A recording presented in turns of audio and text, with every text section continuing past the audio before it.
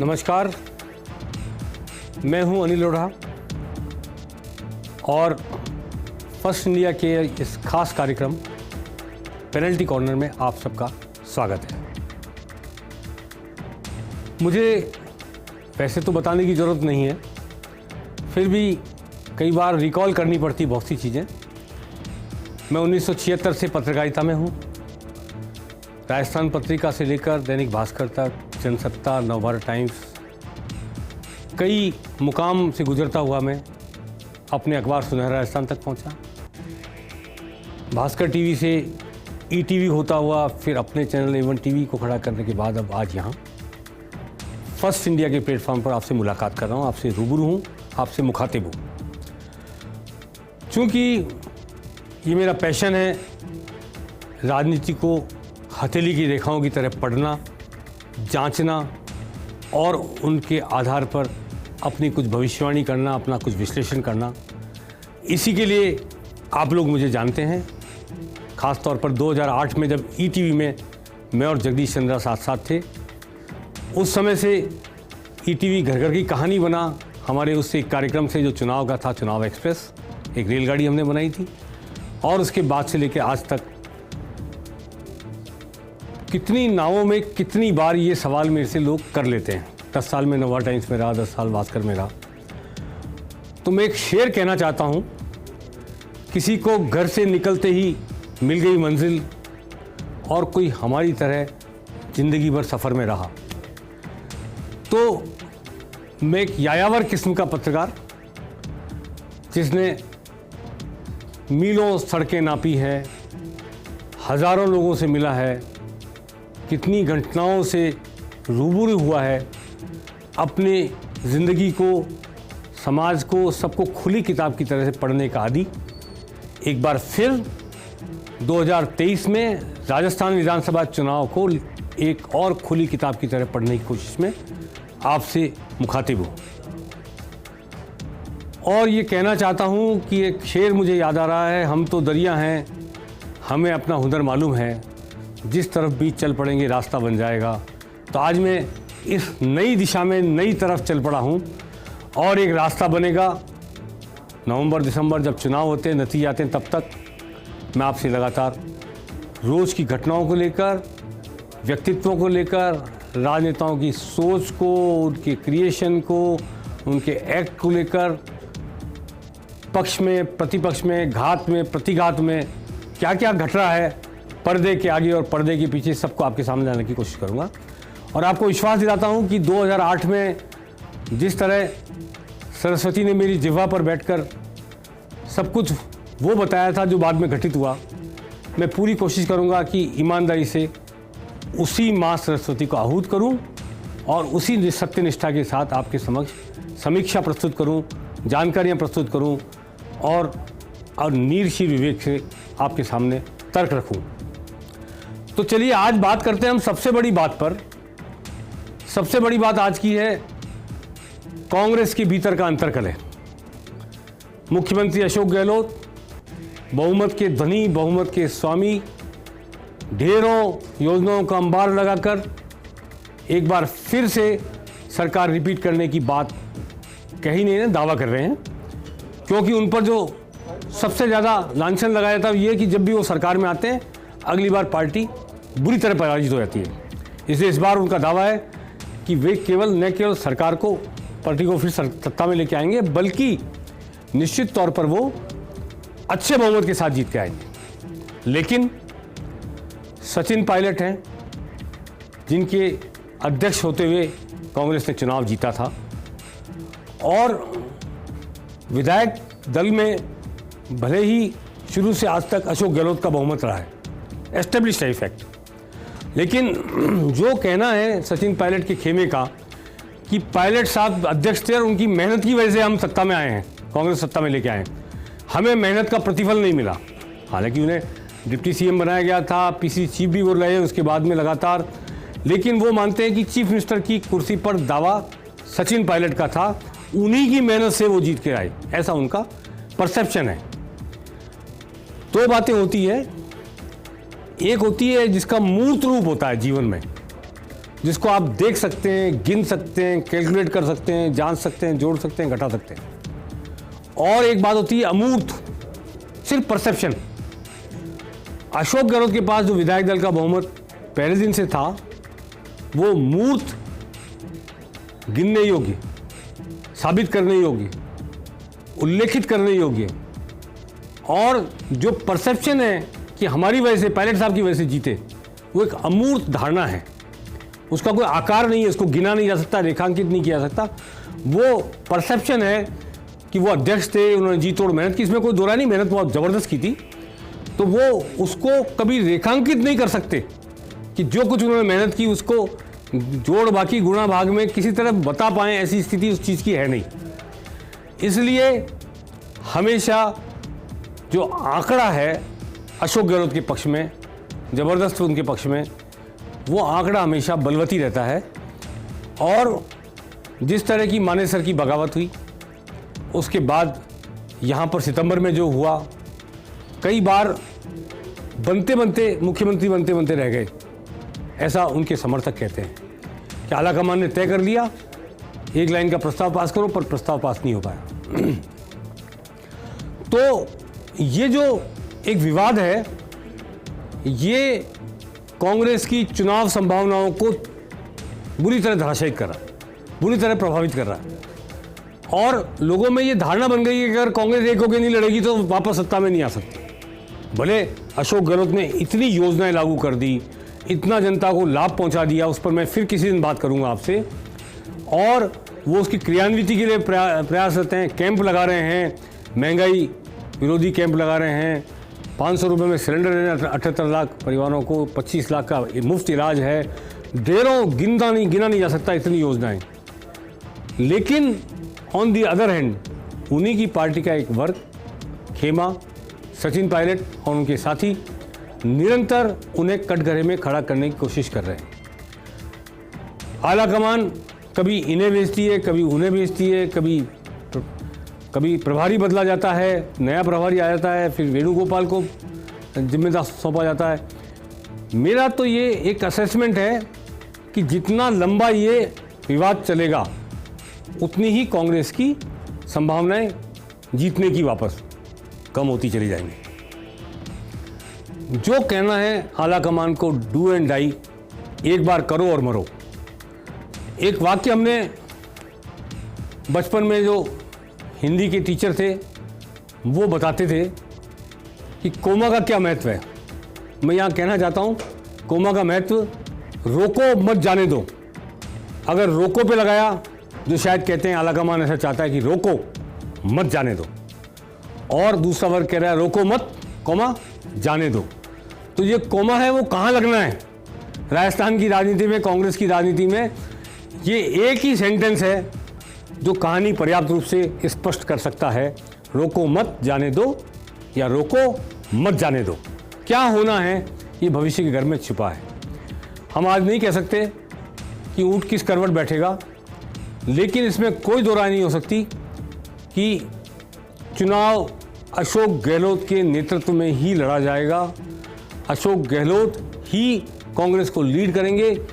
अब उनको इतनी बार कहने के बाद भी अगर वो सचिन पायलट को अकोमोडेट करने को तैयार नहीं होते हैं, तो क्या सॉल्यूशन निकलेगा अशोक गहलोत की और उनकी? अगर एक साथ पटरी नहीं बैठती है चुनाव में, राजस्थान की राजनीति में, तो क्या सचिन पायलट दिल्ली केंद्र का रुख कर पाएंगे? केंद्र का रुख करके केंद्र की राजनीति करेंगे, या वहाँ ऑल इंडिया जनरल सेक्रेटरी बनेंगे या ना बनेंगे? उनको ऑफर हुई, शायद कहते हैं ना कर दिया उन्होंने, वो इच्छुक नहीं है राजस्थान से बाहर जाने के। तो एक सुभद्रा कुमारी चौहान की कविता हमने पढ़ी थी बचपन में, मैं तो वही खिलौना लूँगा मचल गया दीना का लाल। तो वो अगर मचल गए कि मुझे तो मुख्यमंत्री बनना है, तो मुझे नहीं लगता कि किसी भी सूरत में अशोक गहलोत, जब तक बहुमत में है कांग्रेस, उन्हें मुख्यमंत्री बनने देंगे। तो नहीं बनेंगे तो फिर क्या होगा? ये रास्ता किस तरफ जाएगा सचिन पायलट का? आज वो खिचड़ी गए, बड़ी सभा की। इससे पहले शाहपुरा में उन्होंने एक धार्मिक अनुष्ठान में भाग लिया जहाँ काफ़ी संख्या में लोग मौजूद थे, और एक दिन का जो अनशन उन्होंने किया अपनी ही सरकार के खिलाफ ये मांग करते हुए, हाँ, ये मैं ज़रूर कहना चाहता हूँ कि 2 दिन पहले गजेंद्र सिंह शेखावत ने उन्हें आमंत्रित किया था बीजेपी में जाने के लिए। मैं अपने दर्शकों को बताना चाहता हूँ कि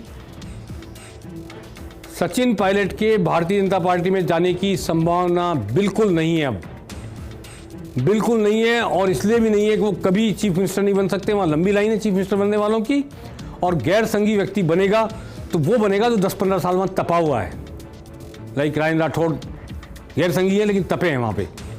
तो इसलिए ऐसे पैराशूट की तरह जाके वहाँ पर मुख्यमंत्री बन जाए, बीजेपी में संभव नहीं है। कैडर बेस्ड पार्टी है, एक सोच वाली पार्टी है, सिद्धांत वाली पार्टी है, जय श्री राम वाली पार्टी है। अब उनकी चर्चा चलती है कि वो शायद आम आदमी पार्टी में चले जाएं। आम आदमी पार्टी वालों से उनकी बात हुई, आम आदमी पार्टी वालों को लीडर चाहिए, एक चेहरा चाहिए मुख्यमंत्री का घोषित करने के लिए, ये सब है। लेकिन मेरा आकलन ये कहता है, एक राजनीतिक समीक्षक के रूप में मैं मानता हूँ कि केजरीवाल कभी भी एस्टेब्लिश पॉलिटिकल लीडर को अपनी पार्टी में नहीं लाएंगे। उसे आम आदमी पार्टी बनाए रखने के लिए वो समाज के विविध वर्गों के सोशल नेतृत्व को अपने यहाँ शामिल करेंगे। और ऐसा व्यक्ति जिसकी दिल्ली में पॉलिटिकल पहचान हो, जिसे भारत का मीडिया रिकॉग्नाइज करता हो और जिसका कद कभी भी केजरीवाल से बड़ा हो सकता हो, उसे आम आदमी पार्टी में केजरीवाल कभी शामिल करेंगे, मुझे शक है। जो केजरीवाल की अब तक की प्रवृत्ति रही है उसको देखते मैं मानने को तैयार नहीं हूँ कि सचिन पायलट को आम आदमी पार्टी अपने साथ जोड़ेगी।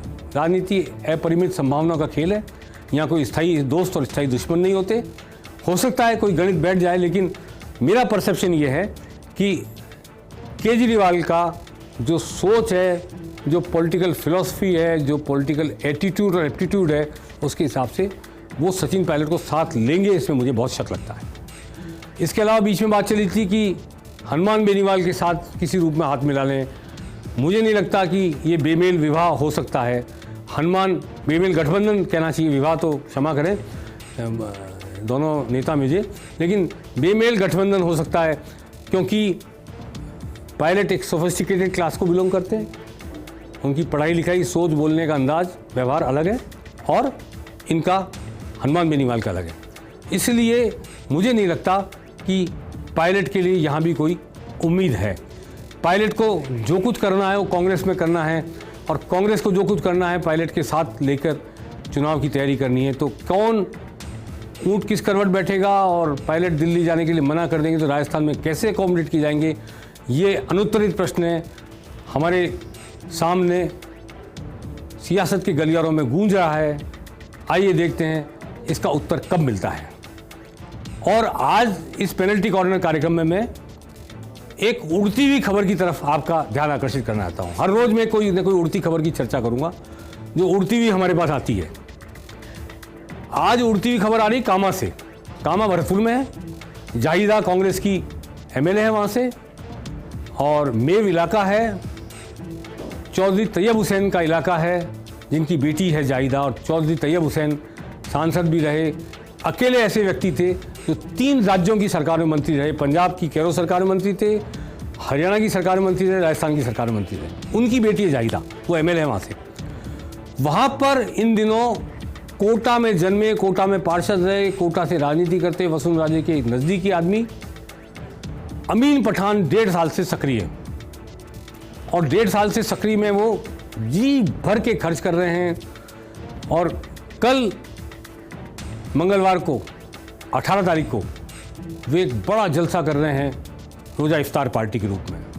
उसमें फिल्म अभिनेता भी आ रहे हैं और राष्ट्रीय नेतृत्व भी आ रहा है बीजेपी का, और कई सारे लोग जमा हो रहे हैं और कहते हैं कि पूरी कॉन्स्टिट्यूंसी में जगह जगह पोस्टर लगाए गए और हज़ारों की संख्या में लोग रोज़ा इफ्तार आएंगे। आइए देखते हैं अमीन पठान पर एक रिपोर्ट जो हमें कामा से मिली है। आज की उड़ती खबर ये है कि कल भरतपुर के कामा विधानसभा क्षेत्र में एक हाई प्रोफाइल रोजा इफ्तार कार्यक्रम होने जा रहा है। इसमें सांसद, पूर्व केंद्रीय मंत्री, भाजपा के राष्ट्रीय मंत्री, जिलाध्यक्ष, उज्जैन के महाकालेश्वर मंदिर के प्रतिनिधि, फिल्म अभिनेता भी शामिल होंगे। पूरे कामा विधानसभा क्षेत्र में पोस्टर्स लगाए गए हैं जो हम आपको टीवी स्क्रीन पर दिखा रहे हैं। चुनाव का साल है, कांग्रेस के नेता तो रोजा इफ्तार करते ही हैं, पर कहीं कहीं भाजपा भी अब ये कार्यक्रम करवाने लगी है। अब आप कहेंगे कि इसमें खास बात क्या है? प्रोग्राम होगा तो पोस्टर भी लगेंगे। तो इसमें खास बात यह है कि कौन रोजा इफ्तार की ये दावत दे रहा है। दावत देने वाले हैं आपकी दुआओं के तलबगार अमीन पठान। ये अमीन पठान है कौन? पूर्व मुख्यमंत्री वसुंधरा राजे के एकदम खासम खास और कभी ललित मोदी की मेहरबानी से राजस्थान क्रिकेट एसोसिएशन के उपाध्यक्ष रहे अमीन पठान रहने वाले तो कोटा के हैं और रोजा इफ्तार पार्टी दे रहे हैं वहां से 400 किलोमीटर दूर कामा विधानसभा क्षेत्र में। आखिर क्यों? तो हम बताते हैं ये राज की बात कि कभी कोटा में पार्षद रहे, वसुंधरा राजे सरकार के समय हज कमेटी के चेयरमैन रहकर राज्य मंत्री का दर्जा हासिल करने वाले और बाद में केंद्र की भाजपा सरकार की मेहरबानी से अजमेर की दरगाह कमेटी के चेयरमैन बने अमीन पठान अब कामा विधानसभा क्षेत्र से चुनाव लड़ने की तैयारी कर रहे हैं। अमीन पठान पिछले 1.5 साल से कामा विधानसभा क्षेत्र में सक्रिय हैं। उन्होंने वहां क्रिकेट लीग कराई, शानदार कार्यक्रम किया, ट्रॉफी और इनाम देने के लिए फिल्म अभिनेता जोजो और नामी क्रिकेटर भी बुलाए। इस तरह एक बड़ी सभा करके लोगों में अपने प्रति विश्वास पैदा करने की कोशिश की। यही नहीं, उन्होंने किसी बड़े राजनेता की तरह ग्राउंड में घूमकर दर्शकों से हाथ भी मिलाया। अमीन पठान रामनवमी के समारोह में शामिल होते हैं, विभिन्न उद्योगपति समूह और यूनियन के साथ मेल मिलाप बढ़ाते हैं। पिछले 1.5 साल में अमीन पठान ने इस तरह सक्रियता दिखाई है कि मानो वे कामा के ही हों और यहाँ से चुनाव लड़ने के दावेदार हों। तो ये बात हमने सुनी अमीन पठान की। अब अमीन पठान कल जिस तरह की रोज़ा इफ्तार पार्टी देंगे उससे साफ स्पष्ट हो जाएगा। लेकिन सबसे बड़ी बात यह कि वो किस पार्टी से लड़ेंगे। पिछले चुनाव में बीजेपी ने केवल एक मुस्लिम को टिकट दिया था, यूनुस खान को, सचिन पायलट के सामने टोंक में मुस्लिम वोटों को देखते हुए, और वहाँ भी एस्टेब्लिश हो गया कि मुसलमानों ने वोट नहीं दिए बीजेपी के मुस्लिम कैंडिडेट को। जब पत्रकारों ने पूछा अमीन पठान से तो 1.5 साल पहले जब उन्होंने कदम ताल की वहाँ पर, उन्होंने बताया कि मुझे पार्टी में ऊपर से इशारा हुआ है। अब पार्टी ने 1.5 साल पहले इशारा कर दिया अमीन पठान को और 1.5 साल से अमीन पठान लाखों रुपए लगाकर यात्राएं करके, बड़ी बड़ी सभाएं करके, क्रिकेट लीग करके ये सब कर रहे हैं। तो क्या भाजपा ने ये मानस बना लिया है कि इस बार मुस्लिम प्रधान सीटों पर मुस्लिमों को टिकट देगी? ये सवाल उठता है अमीन पठान की सक्रियता और सक्रियता के पीछे जो लॉजिक उन्होंने, ये तर्क उन्होंने दिया है उसको देखकर। तो मैंने ये उड़ती खबर आपको इसलिए आज सुनवाई कि ऐसी कई उड़ती हुई खबरें आएंगी। जैसे कि अमीन पठान ने कामा में घोषणा कर दी है, अभी भी वो क्रिकेट एसोसिएशन में है, कि जितने लोग चाहना कामा के मैच देखने के लिए जयपुर, सबकी व्यवस्था करेंगे।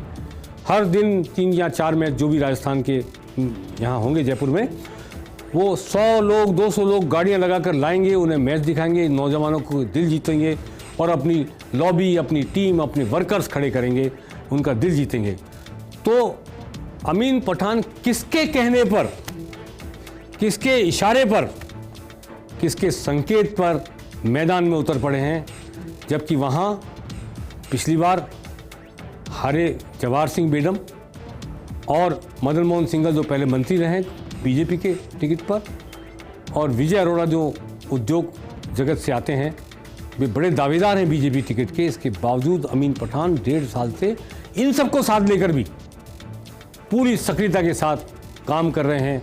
हम नहीं जानते कि भाजपा ने कोई मन बना रखा है, कोई संकेत दे रखा है, कोई स्ट्रेटेजी बना रखी है, लेकिन अमीन पठान का चुनाव लड़ने का तरीका, अंदाज, एहसास में दिखाई देता है, महसूस होता है। और इससे जो संकेत मिलते हैं, किसी दिन उन संकेतों का विस्तार से जिक्र करेंगे। पेनल्टी कॉर्नर में आज बस इतना ही, लेकिन हम आपसे निवेदन करना चाहते हैं कि पेनल्टी कॉर्नर ऐसा कार्यक्रम है जिसमें जनता का फीडबैक, जनता से प्राप्त सूचनाएं, जो आपके इलाके में गतिविधियां हो रही हैं राजनीतिक, कोई नए लोग उभर के सामने आ रहे हैं, पुराने लोग कुछ कर रहे हैं, हारे हुए लोग कर रहे हैं, जीते हुए लोगों ने क्या किया है, हमें आप जानकारी देना चाहें तो इस कार्यक्रम का एक हमने ईमेल आईडी यहाँ देंगे आज आपको, और इस ईमेल आईडी पर आप अपनी सूचनाएं भेजिए, अपने इलाके की जानकारी भेजिए। जरूरी नहीं है कि आप पत्रकार ही हो, आप एक आम आदमी हो तो भी चैनल जन जन का है, आम आदमी का है, आम दर्शक का है। हर व्यक्ति अपने फीडबैक से, अपनी सूचनाओं से इसे समृद्ध कर सकता है। आज मुझे यहीं इजाज़त दें। नमस्कार।